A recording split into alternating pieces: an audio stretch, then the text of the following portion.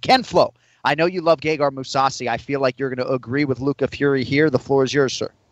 Listen, I think Mousasi is going to be a very difficult matchup for Chris Weidman. I think that Luke is right on a lot of counts. I think that, first of all, you look at their last few fights, Mousasi is the guy with momentum. He's also, the cleaner fighter. I think overall, I think where he may struggle is with his wrestling. And I think he has made improvements there. But the guys that have beat him, it's been with their takedowns. That's the kind of the way to beat Mousasi. And sometimes Mousasi doesn't throw enough volume, and he kind of gets shut down by the threat of the takedown. Now, that's where Weidman can win the fight, is by mixing things up, threatening the takedown, and looking for those takedowns. I think this is going to be a close fight, but I think that slight edge is going to go to Chris Weidman. I think Weidman wins this by a very close decision. Very interesting stuff. So Ken Flo disagrees with the free play advice from Luca Fury. Now, I was excited before. Now, hopefully I can call the fight and not just think about this head-to-head between Luca and Ken Flo. Main event, also very close according to Las Vegas. I would think not all that easy for you guys to pick here, but maybe I'm wrong. Anthony Rumble Johnson now the favorite, minus 124. Daniel Cormier in the plus, as we mentioned, plus 104. Luca, who wins this main event? If you can give us a round and a method of victory, that would be nice as well. Who gets this done, and who leaves the light heavyweight king? Extremely tough fight to call here. Basically, no matter how many times these guys fight, I'm always going to think it's pretty much going to be a coin flip. It's just the dynamic of the matchup. Yeah. In that first round and a half, Anthony Johnson, he has a takedown defense to keep us on the feet. He's a better striker. He's more powerful, more explosive. He's faster. It's going to be a tough go for Cormier in that first 5 to 7.5 minute mark.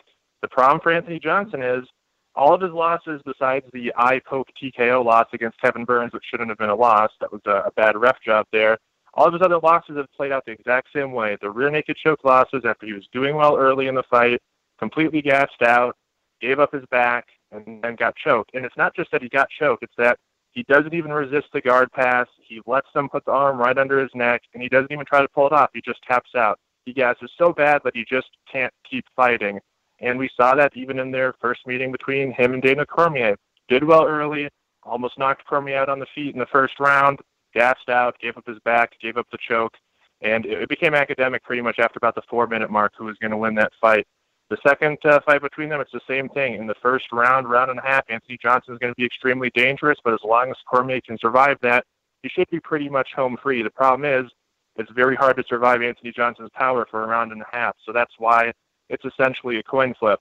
Add on top of that, obviously they took some damage in their first fight, and then in his very next fight against Gustafsson, had a 5-round war, was almost finished there as well, knocked down in the third round, then didn't look good against Anderson Silva in his most recent bout, almost 40 years old, potentially some regression now from him. Then on the flip side, Anthony Johnson, he really took the next step as a mixed martial artist when he went over to the Black Stallions camp. That camp's gone up in flames. Now he's moved to a new camp with his striking coach, Henry Hoof. His results there remain to be seen. Will he be better? Will he be worse? Will he be the same? I'm really not sure. So whether you're looking at just the skill and the style matchup here, it's basically a coin flip fight. And then you have the intangibles, the wild cards, the red flags about both guys. It really is pretty much a pure coin flip matchup. Ultimately, I will side ever so slightly with Cormier here to get the job done. I think he probably gets it done by submission midway through the fight, probably round 3 again. So I'll go I'll go round 3 rear naked choke here for the official prediction, but I would not be surprised in the least bit if Cormier goes out there and gets knocked out in 5 seconds here. Very good stuff there from Luca, and I agree with a lot of points that you bring up, Kenny. I also think people who are advocating for Daniel Cormier just don't think he's going to make a mistake in those first 7 minutes. Certainly Anthony Rumble Johnson can create an angle and set up a power shot that can end Cormier's night, but perhaps that will be in some part due to Cormier exposing himself, which a lot of people don't expect to happen. So Cormier by submission in round 3 for Luca, I guess with some hesitation. I agree. I'm glad I don't have to make a pick on this fight. I know this is near and dear to you. You've been a part of one training camp, albeit briefly, and that's Daniel Cormier's camp. I'd imagine you're going with DC after the close look a couple weeks ago? Yes, sir. I think that you got to go with the more consistent fighter here. I think that Anthony Johnson, as Luca very intelligently pointed out, he's the more dangerous fighter. He's the guy that can really finish you very, very quickly.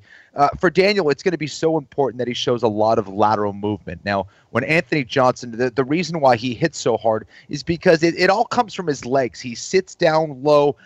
He sits down in his punches, but he's flat-footed. And what you gain in power, you lose in mobility. So DC really has to show a lot of lateral movement to try to reset Anthony Johnson, get an angle where he can strike and hit that takedown. He doesn't want to be on his feet and in front of Anthony Johnson for too long at all. He's got to be all the way in or all the way out. And once he hits the takedown, the fight is his. You know, when it comes to efficiency in takedowns, no one's better than Daniel Cormier once he gets in on your legs. He's just so clean with his technique. Obviously, being an Olympic wrestler, you know, he's always going to have that advantage. I think the key is getting in there intelligently. And if Daniel's able to do that, he will get the win. I think he'll be able to slow down Anthony Johnson, grind him down, and eventually look for that submission win. I'm going with Cormier by submission in round 2. Lightweight. Will Brooks, minus 265 or so against Charles Do Bronx Oliveira. So here's Oliveira returning to 155 pounds. So he was at featherweight for 12 fights, spanning 5 years, missed weight 4 times, now back at 55, plus 220 underdog here. I think the price is intriguing. Oliveira versus Brooks. Derwin, which way you going?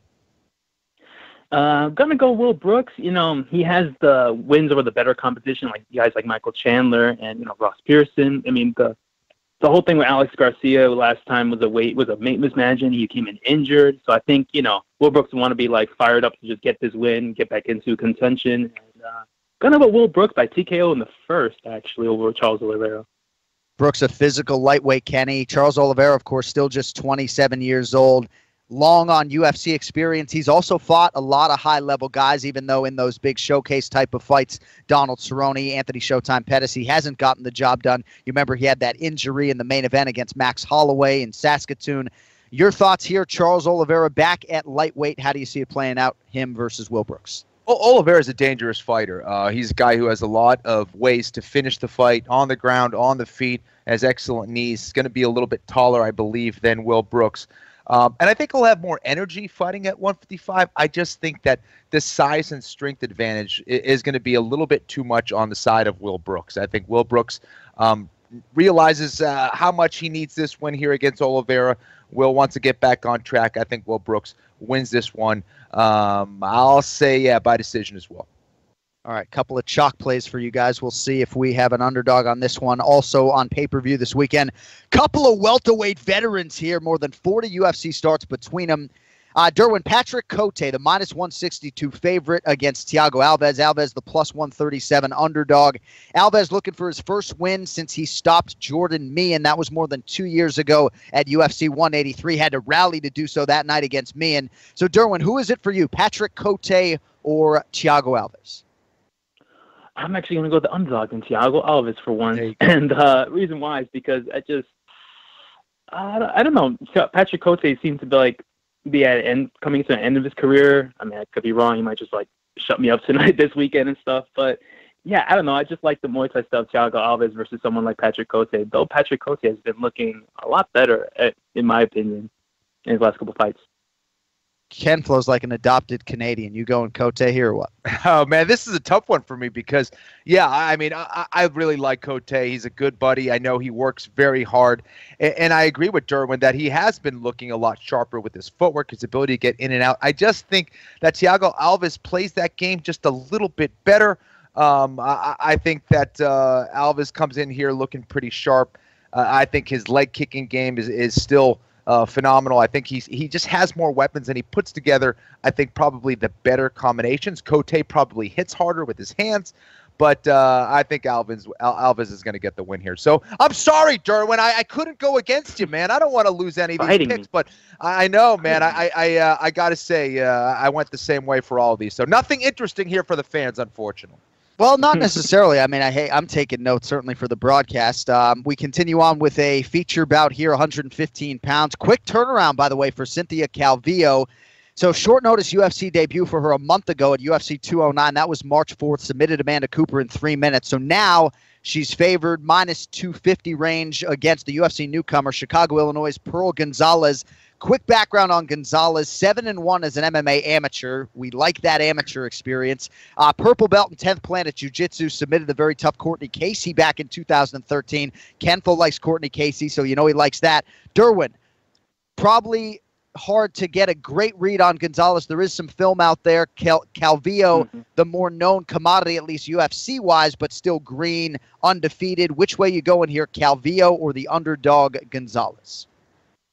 I'm actually going to go with Pearl Gonzalez. From what I've seen, her striking is actually a little bit more technical than I thought it would be. So, and I think it might give problems to someone like Calvillo, who tends to, in her last showing, like I saw her kind of charge in. So I figured, Pearl Gonzalez might hit her with a kick or a punch. It might go in her favor. And on the ground, she's a little bit better than I thought she would be, too. She's got a couple of armbar wins, and she might be able to stick around those and avoid some of those submissions of Calvillo. So I'm going to go Pearl Gonzalez, maybe by a third round TKO, actually. Look at Derwin. Look at Derwin stepping out on the ledge. We like that. So Pearl Gonzalez, the upset pick there. Kenny, Calvillo, she's got a little mean streak, which I like. I was very impressed with her UFC debut, the way she handled Fight Week. Your thoughts on this matchup that will be on pay-per-view this Saturday night? Well, it seems like Pearl Gonzalez does as well. From the video that I've seen, these women are very similar in their approach. I think that Calvillo is probably a little bit sharper, though, with her grappling. Gonzalez probably has the edge on the feet. I'm going to go with Calvillo. I think this fight does end up on the ground more than it does on the feet. And I think Calvillo gets it done by submission.